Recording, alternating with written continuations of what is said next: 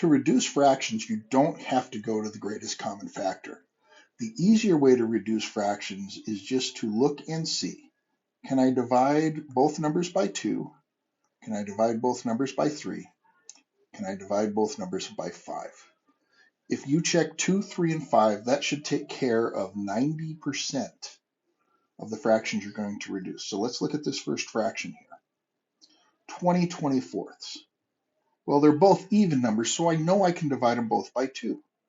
So I'll divide the numerator and denominator by 2. And when I do that, I get 10 12ths. But I need to look again. Could I divide those by 2? And the answer is yes, I can divide both of those by 2. So when I divide them both by 2, I'm going to get 5 6ths.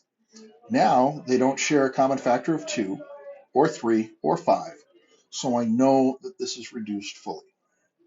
When I go on to this next one and I look here, 27 is not even. I can't divide it by 2.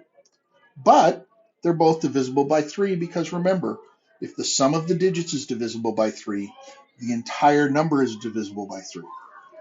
So I'm going to divide both of those by 3.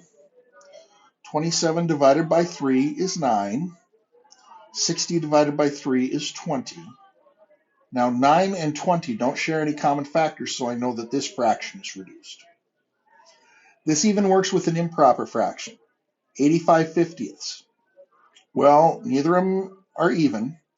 Neither of them are divisible by 3, but because 85 ends in a 5 and 50 ends in a 0, they're both divisible by 5. So when I look at this, 85 divided by 5 is going to be 17, and 50 divided by 5 is 10. Since I know 17 is a prime number, I know that I can't reduce this further, and I can stop at 17 tenths, or if I really want to have the mixed number, I can write it as 1 and 7 tenths. If I have a mixed number, like 3 and 8 twentieths, I'm going to leave the 3 alone because I don't want to reduce the whole number. You can't reduce the whole number. It's just a fraction I look at. So I'm only going to look at the 8 and the 20. Well, they're both divisible by 2, so I'll divide them both by 2.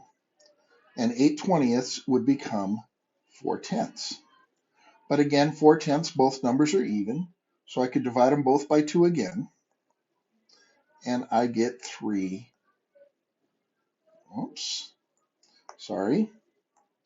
I get 3 and 2/5.